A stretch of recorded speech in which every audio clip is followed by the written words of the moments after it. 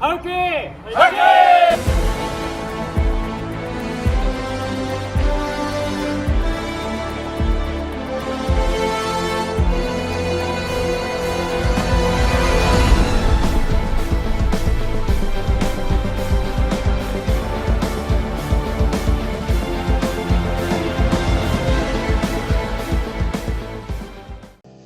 할렐루야. 아멘. 복된 주일입니다. 아멘. 우리 좌우 앞뒤 옆 사람과 이렇게 인사하면 좋겠습니다.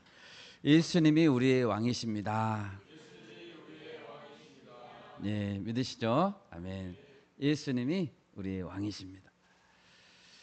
이사야 선지자가 활동하던 시기에 강대국은 아수르 제국이었습니다. 아수르 제국은 북이스라엘 왕국을 멸망시켰고 이어서 남유다 왕국도 위협했습니다. 북이스라엘 백성들은 교만했고 완악했는데 더 이상 손을 쓸 수 없는 그런 지경에 이르게 됐습니다. 이사야서 9장 9절과 10절 한번 읽어볼까요? 이사야서 9장 9절과 10절 우리 같이 한 목소리 읽겠습니다. 모든 백성 곧 에브라임과 사마리아 주민이 알 것이오늘 그들이 교만하고 완악한 마음으로 말하기를 벽돌이 무너졌으나 우리는 다듬은 돌로 쌓고 뽕나무들이 찢겼으나 우리는 백향목으로 그것을 대신하리라 하는도다. 이렇게 북이스라엘 백성들은 말했습니다. 하나님이 이미 여러 차례 경고를 했음에도 불구하고 돌아오지 않았습니다. 그들은 스스로 다듬은 돌로 재건하려고 했고 백향목 같은 스스로의 힘으로 다시 일어서려고 애썼습니다. 그러면서도 하나님을 찾지는 않았습니다. 결국 하나님은 아수르 제국의 손을 빌어서 북이스라엘 왕국을 멸망시켰습니다. 그리고 이 모든 과정을 바로 이웃나라인 동족 남유다 백성들은 똑똑히 보고 있었습니다. 그러면 남유다 백성들은 회개하고 하나님께 돌아왔을까요? 그렇지 않습니다. 여러분, 하나님은 선하십니다. 아멘. 하나님은 자기 백성을 지극히 사랑하십니다. 그러나 죄를 짓고 하나님의 길에서 떠난다면 하나님은 내버려 두지 않습니다. 반드시 징계하시고 깨닫게 하시고 돌아오게 하십니다. 하나님은 남유다 백성을 아끼셨지만 회개하지 않는 그들을 결국 바벨론 제국을 들어서 멸망시켰습니다. 그러면 하나님은 자기 백성을 모조리 아예 송두리째 없애버리려고 하실까요? 그렇지 않습니다. 아수르와 바벨론 제국에게 철저히 파괴되고 유린당한 그 백성들, 그러면 그들에겐 이제 어떤 희망이 남아있을까요? 하나님 말씀하십니다.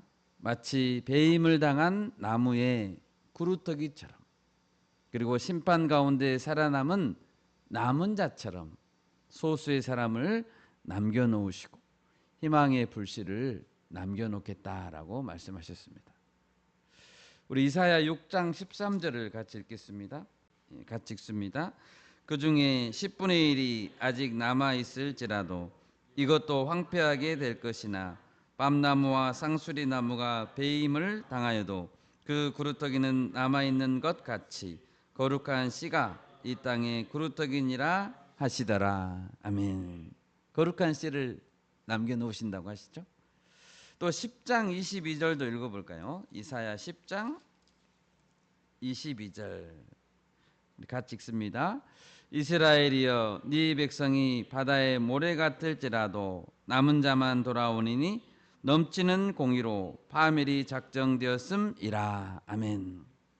남은 자만 돌아오리니. 그러면 어떻게 남은 자들을 통해서 그들 가운데 다시 나라를 세우실 수 있을까요?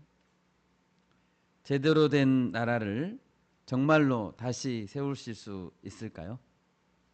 하나님께서는 완전한 통치자이신 예수 그리스도 때문에 다시 회복될 수 있다라고 말씀하고 계십니다. 여러분 믿으시죠? 아멘. 진정한 왕으로 오실 메시아 때문에 우리는 어떤 상황 가운데서도 희망을 꿈꿀 수 있습니다.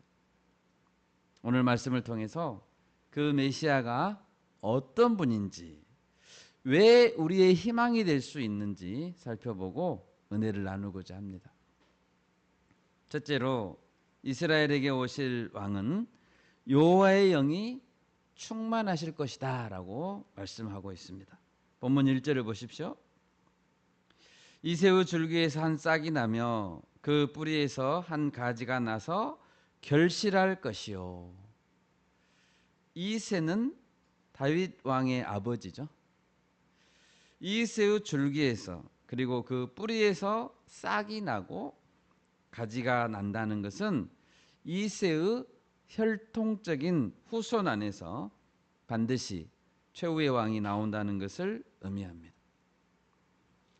원래 이새의 가족은 베들레헴에서 이름 없는 평범한 가족이었습니다. 평범했습니다. 그런데 하나님은 이새의 아들 중에 다윗을 택하시고 기름을 부어 주셨습니다. 그리고 그 후손 중에 예수 그리스도를 보내셨습니다. 마침내 그 가지는 결실을 맺게 될 것입니다. 영원히 흔들리지 않는 왕국을 세우게 될 것입니다. 그러면 이 예수님 오실 메시아는 어떻게 그렇게 놀라운 결실을 맺게 될까요? 그것은 2절에 나옵니다. 2절 말씀 우리 같이 읽어볼까요? 2절 말씀 시작. 그의 위에 여호와의 영 곧 지혜와 총명의 영이요 모략과 재능의 영이요 지식과 여호와를 경외하는 영이 강림하시리니. 아멘. 예수님은 여호와의 영, 성령이죠. 성령에 충만하게 되시고 성령에 이끌리시고 성령을 통해 일하시면서 하나님의 나라를 세우실 것입니다.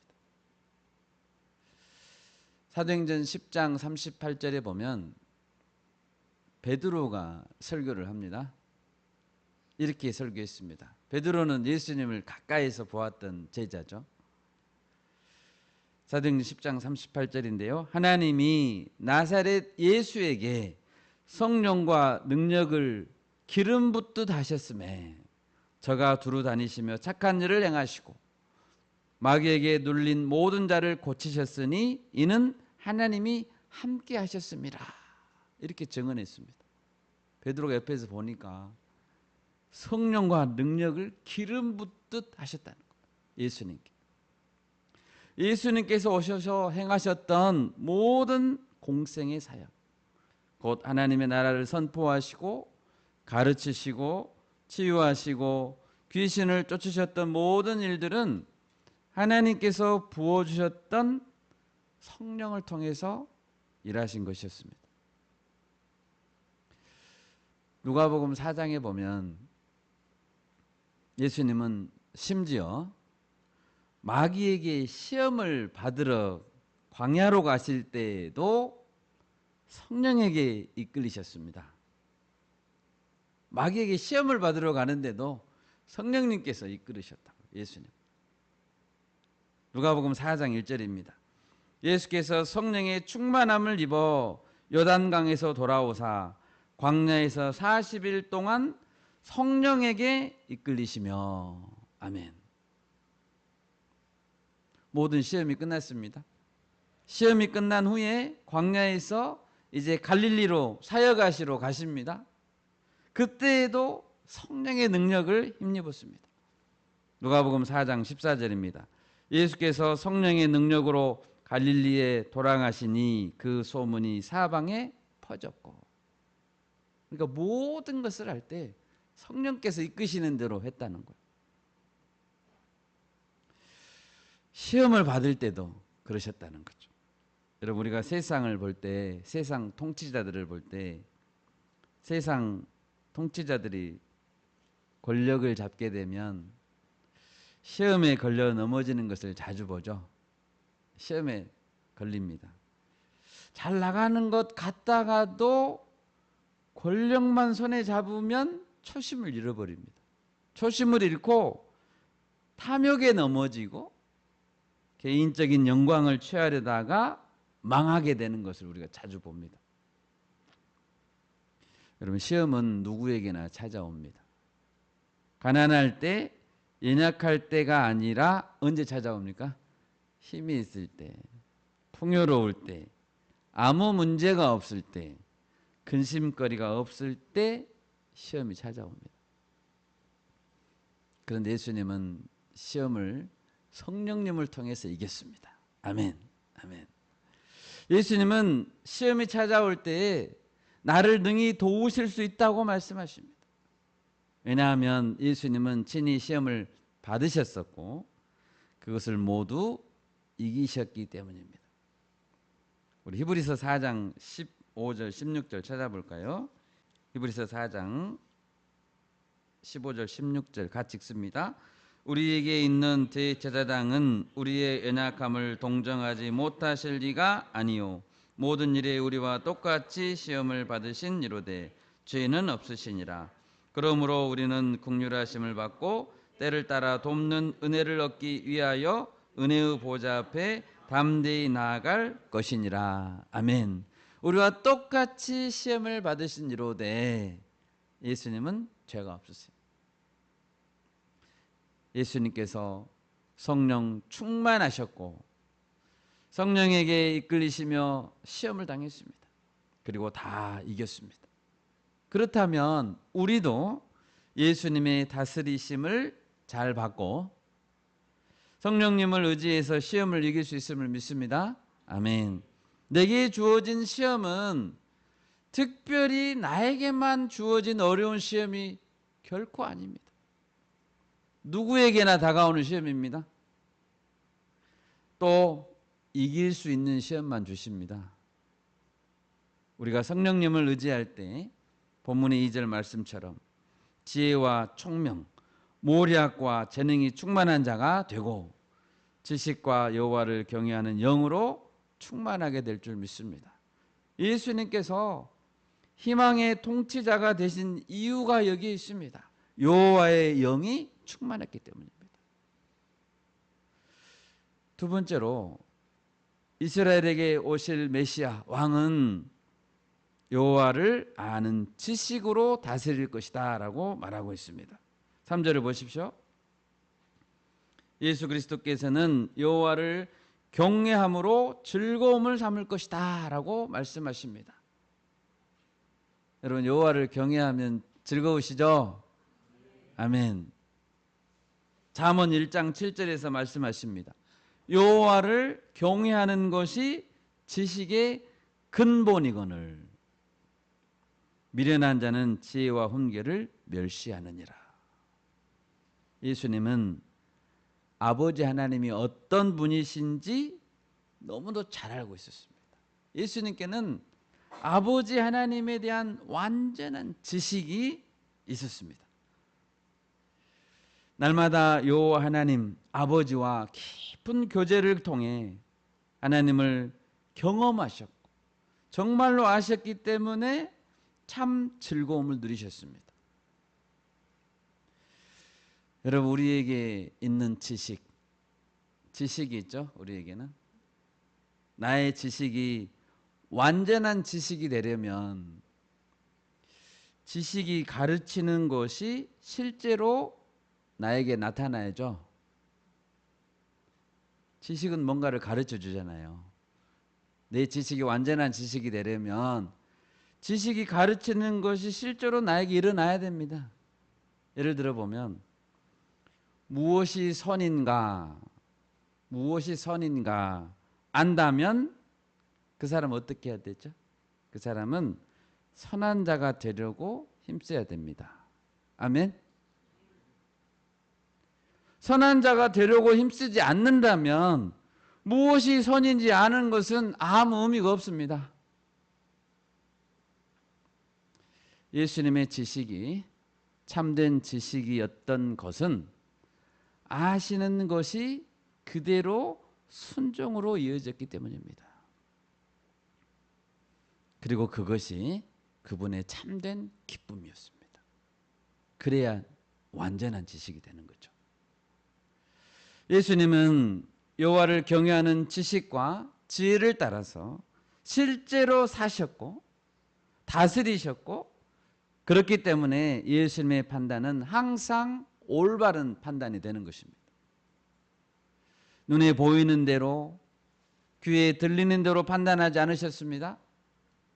예수님은 공의로 가난한 자를 심판하셨고 정직으로 겸손한 자를 판단하십니다.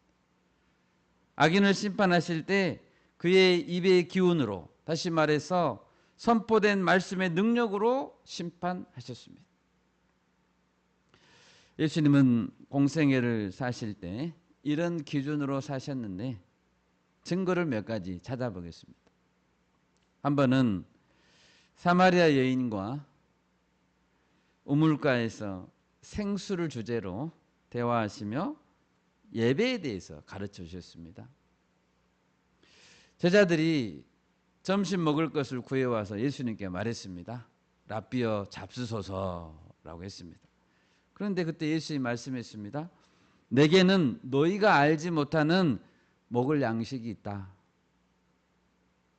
제자들은 누가 잡수실 것을 갖다 드렸는가 궁금했습니다. 이때 예수님 말씀했습니다. 요한복음 4장 34절인데요. 예수께서 이르시되 나의 양식은 나를 보내신 이의 뜻을 행하며 그의 일을 온전히 이루는 이것이니라. 예수님은 그것이 그분의 양식이었습니다. 실제로 우리가 너무 기쁘거나 행복하면 배가 안 고픕니다.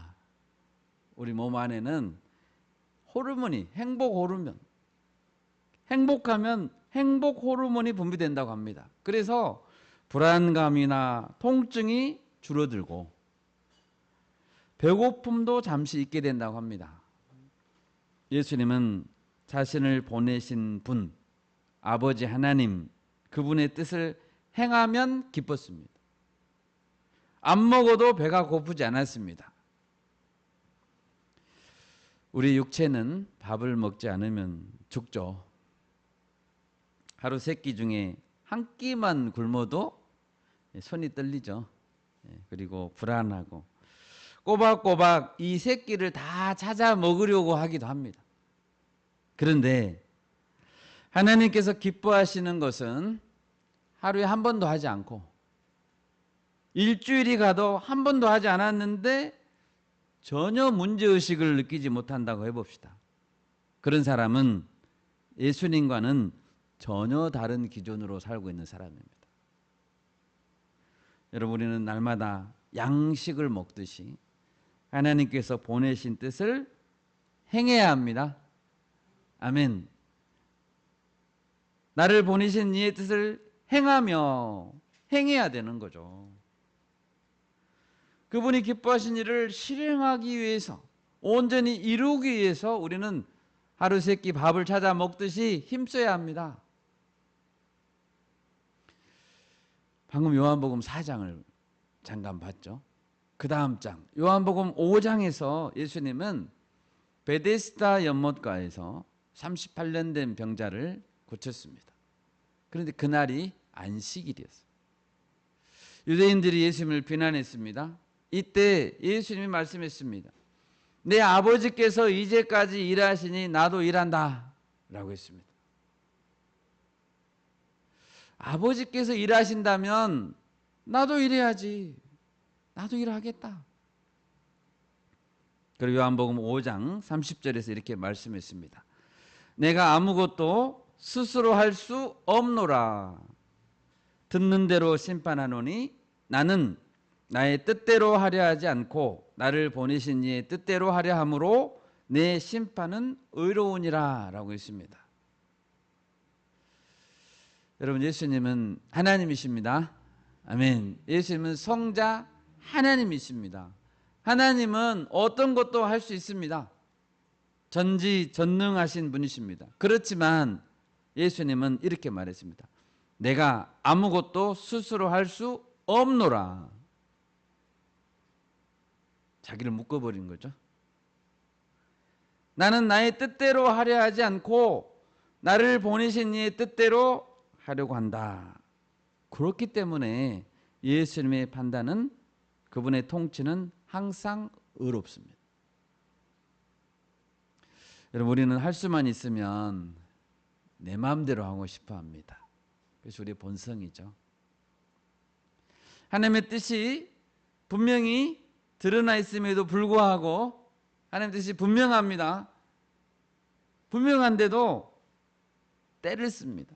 하나님, 이것만큼은 하나님의 뜻과 조금 다르더라도 내 판단과 계획대로 하게 내버려 두세요. 조금만. 그런데 그것은 예수님이 하신 방식이 아닙니다. 우리는 이렇게 생각합니다. 어떻게든 결과를 좋게 만들어 볼게요. 결과를 하나님 원하시는 결과를 한번 만들어 볼게요. 좋은 결과를 만들어낸다면 내 방식대로 하게 맡겨주세요. 그게 좋은 거 아닌가요? 결과가 좋으면 다 좋은 거 아닙니까? 우리 이렇게 생각합니다. 결과가 좋으면 다 좋은 거 아닌가? 여러분, 이런 식의 사고방식을 우리는 뭐라고 말하냐면 실용주의라고 말합니다. 실용주의. 그리고 신앙에 있어서 실용주의를 다른 말로 인본주의 신앙이라고 말합니다. 인본주의예요. 하나님이 하려고 정하신 뜻대로 하지 않고 내 마음대로 해놓고 결과를 내놓으려고 하는 거죠. 그게 대표적인 인본주의 신앙입니다. 오늘날 그리스도인들이 잘 신앙생활하다가 무너지고 교회들이 무너지는 이유는 인본주의 때문입니다. 바른 신앙의 최대의 원수, 그것은 실용주의입니다. 신앙 가운데 찾아온 실용주의, 인본주의입니다. 우리는 예수님이 하신 방법대로 따라야 됩니다. 예수님은 그렇게 하지 않았습니다. 나는 나의 뜻대로 하려 하지 않고 내가 아무것도 스스로 할 수 없노라. 요한복음 6장에서는, 방금 5장 이야기했습니다. 6장에서는 오병이어 사건이 나옵니다. 오병이어 사건. 예수님은 자신이 하늘로부터 내려온 참 떡이라고 말씀했습니다. 그리고 이어서 말씀합니다. 6장 38절인데요. 내가 하늘에서 내려온 것은 내 뜻을 행하려 함이 아니요 나를 보내신 이의 뜻을 행하려 함이니라. 또 말씀하시네요. 나를 보내신 이의 뜻을 행하려 합니다. 요한복음 4장, 5장, 6장 계속해서 예수님이 강조하시는 것이 무엇인가요? 자신의 정체성이 어디에 있는가를 계속 말하고 있어요. 그리고 사역과 삶의 원칙이 무엇인가를 말하고 있어요. 나는 나를 보내신 분이 보내서 왔다. 이것이 자신의 정체성입니다. 이것이 여러분의 정체성이 되어야 됩니다. 나는 그분의 뜻을 행하려고 일한다. 나는 그분의 방식대로 산다. 이것이 예수님의 말씀입니다. 예수님께서 진정한 통치자가 되시고 우리가 예수님을 진정한 왕으로 믿고 그분 앞에 무릎을 꿇는 이유가 여기 있습니다.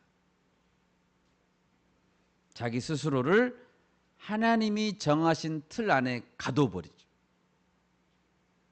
심지어 자기 자신이 만든 틀, 구약성경은 다 예수님의 말씀 아닙니까? 그런데 그 말씀의 틀 안에 자신을 가둬버립니다.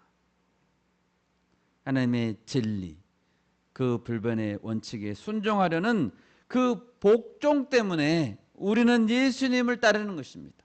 아멘? 아멘. 그러면 메시아가 완전한 지식으로 아버지의 뜻을 따라 다스리시는 그 결과는 무엇입니까? 6절에서 7절입니다. 그날에 이리가 어린 양과 함께 놀며 함께 숨바꼭질합니다. 사나운 맹수인 표범과 어린 염소가 함께 눕습니다. 송아지와 힘있는 사자가 팔씨름합니다. 사자가 소처럼 풀을 뜯어 먹습니다. 여러분, 이 상상할 수 있는 장면인가요? 이게 진정한 평화라는 거죠. 여러분, 세상에 주는 평화는 힘이 다스리는 평화입니다.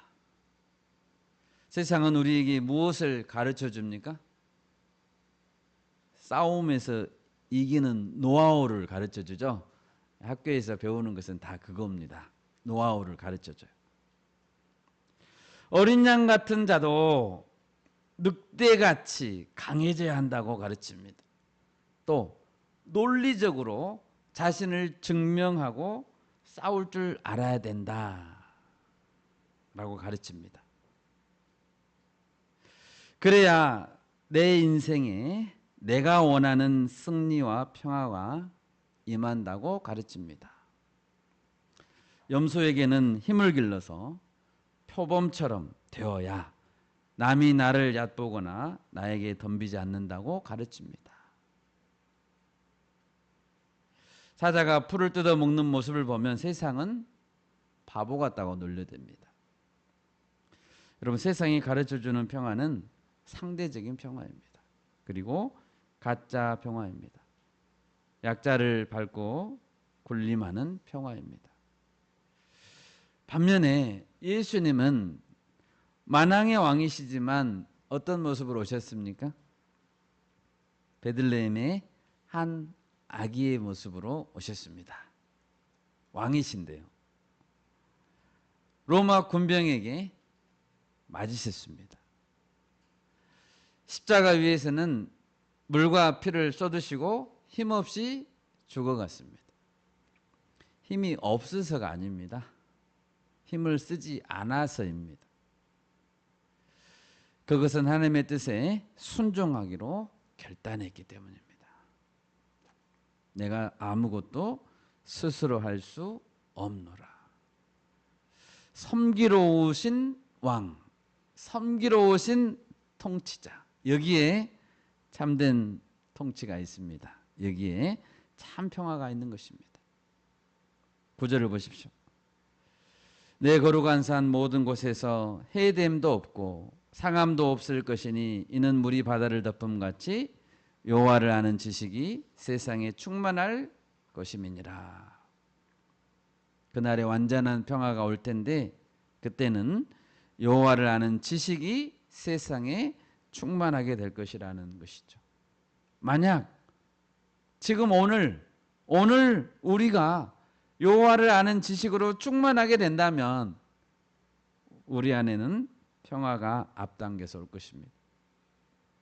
여호와를 아는 지식은 우리를 만족시켜 줄 것이고 우리를 구원할 수 있습니다.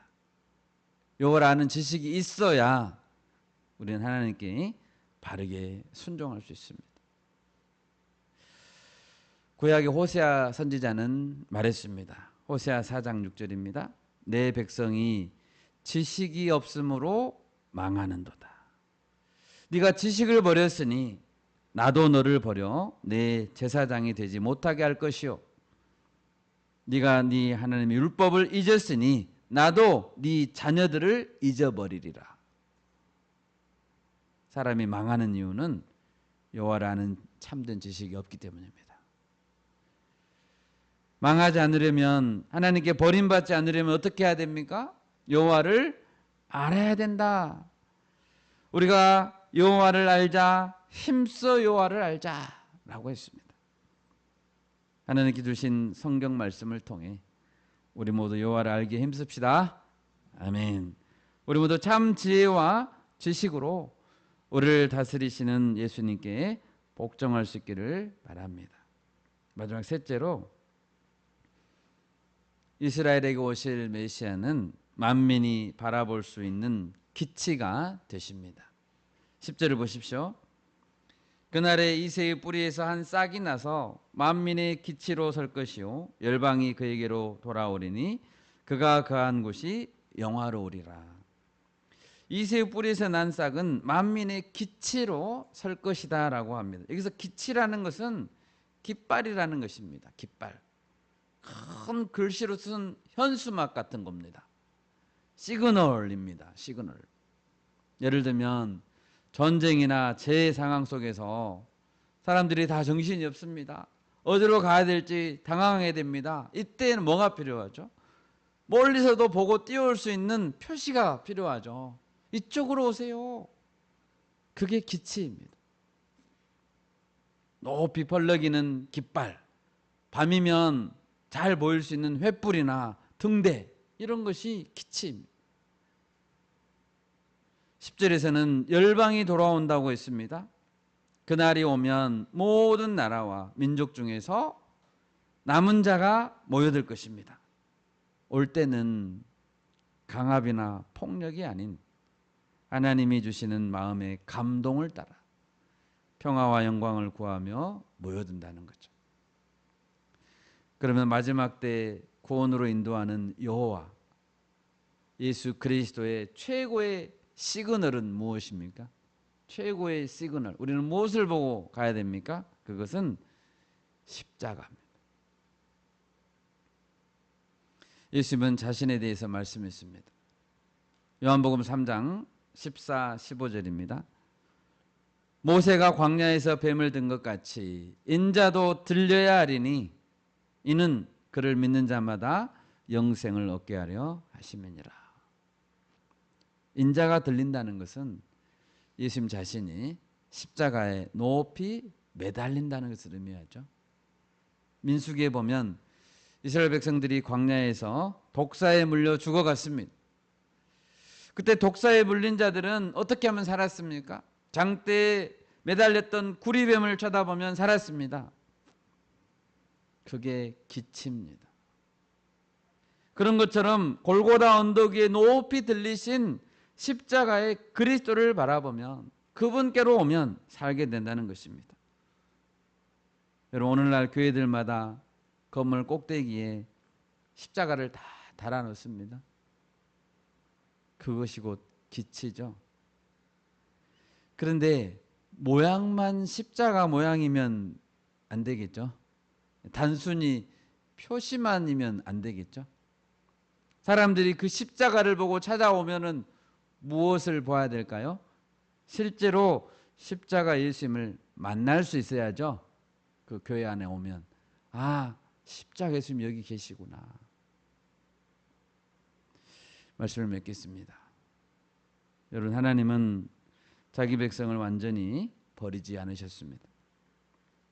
이새 우손에서 참된 왕을 보내주셨습니다. 그분이 예수님이십니다. 성령 충만함으로 다스리시고 철저히 하나님 아버지의 뜻에 따라 다스렸습니다. 그리고 자신을 희생 제물로 드려서 만민의 기치가 되셨습니다. 우리는 세상이 오라고 손짓할 때 세상을 따라가면 안 됩니다. 가짜 평화에 속지 말아야 됩니다. 나의 논리, 내가 이룩한 평화, 나의 취향을 제대로 저격한 평화. 아, 저긴 내 취향이네. 가짜 평화죠. 우리의 신앙은 취향이 아닙니다. 우리가 엎드려야 될 왕은 오직 예수님이십니다. 아멘. 다른 왕은 없습니다. 제가 기도하겠습니다.